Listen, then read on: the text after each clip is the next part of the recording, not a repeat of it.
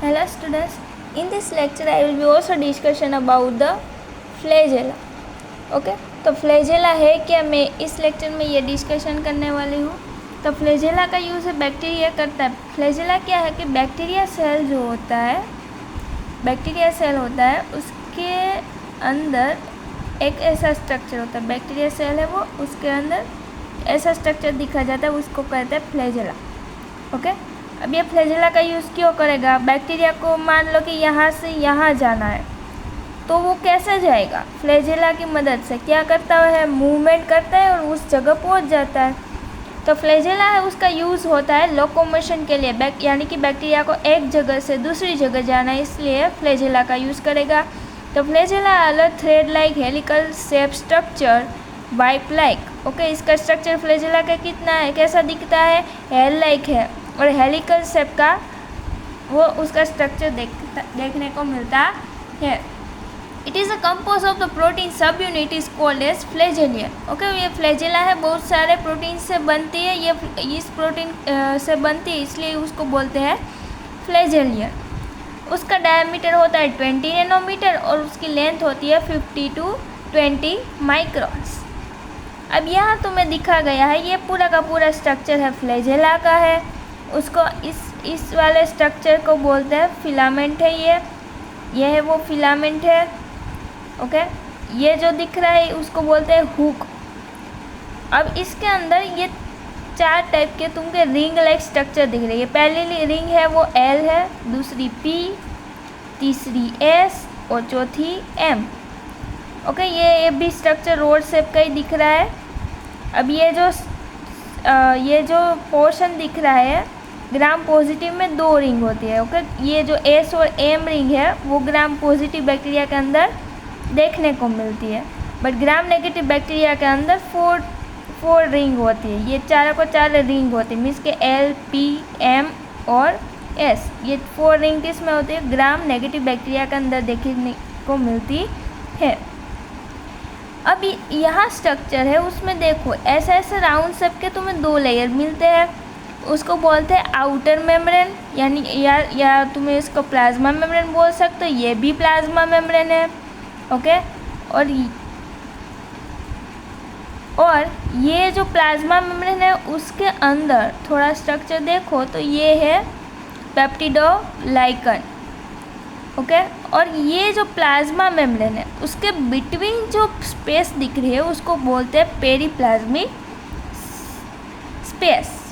Okay, अब ये जो फ्लैजेला का स्ट्रक्चर है, ये जो प्रोटीन ऐसा बादाम से काजू के शेप का दिख रहा है उसको बोलते हैं मोट प्रोटीन, और ये जो बेस में दिख रहा है उसको बोलते हैं फिली प्रोटीन, या तो तुम उसके मोटर की स्विच भी बोल सकते हो।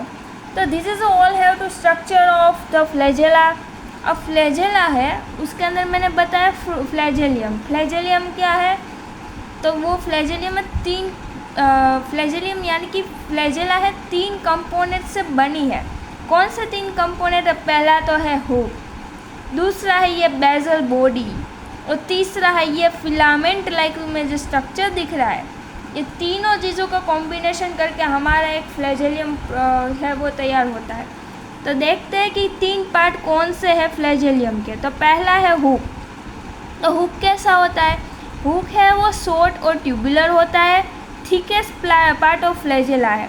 ओके, इस हुक को देखो कैसा है, शॉर्ट है, थिक है, शॉर्ट और ट्यूबरकुलर यानी कि ट्यूब जैसा दिख रहा है।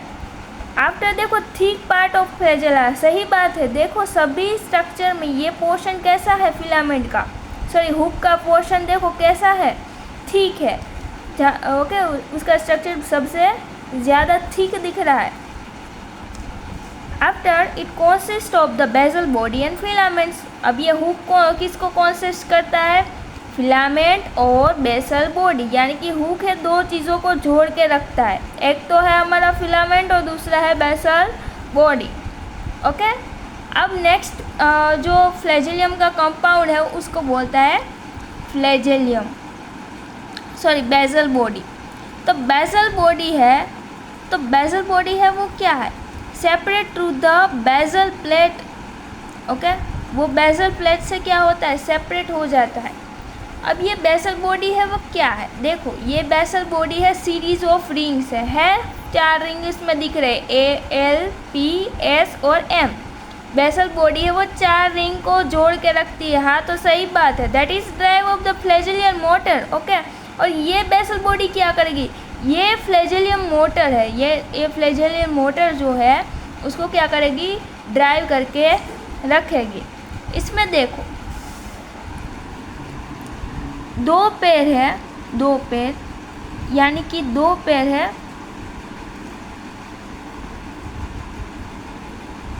वो ग्राम नेगेटिव के अंदर देखी जाती है और 1 पैर है वो पॉजिटिव के अंदर देखी जाती है। L और P है वो क्लॉकवाइज रोटेशन करेगी और S और M है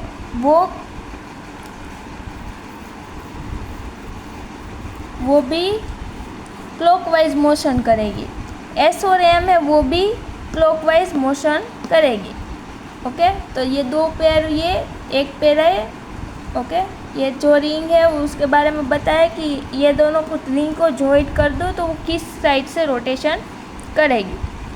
अब ये जो ये पूरी जो रिंग है वो सिलेंडर शेप की और शॉर्ट दिख रही, देख रही है, सिलेंडर शेप की, सिलेंडर यानी कि राउंड शेप की, और शॉर्ट ये सारी रिंग है तुम्हें दिख रही होगी। तो बस यही बोलते हैं, सिलेंडर शेप की और ये राउंड शेप की, सिलेंडर और राउंड शेप की हमें जो रिंग है वो दिखने को मिलती है। अब है नेक्स्ट है, तीसरा पोर्शन है फिलामेंट।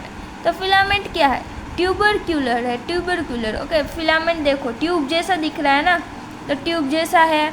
आफ्टर देखो लॉन्ग पोर्शन होगा, ये पोर्शन कैसा होगा अभी ड्रॉ नहीं किया है, बाकी ये स्ट्रक्चर है लॉन्ग होता है।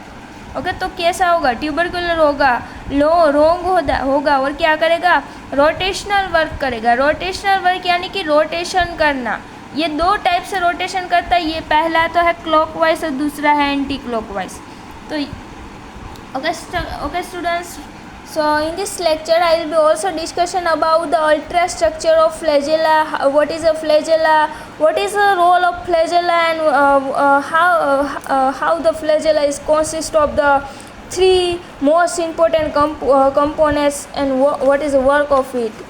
Okay, I am also discussion in this class. Next lecture I will be also discussion the different arrangement of the flagella. Okay, so thank you.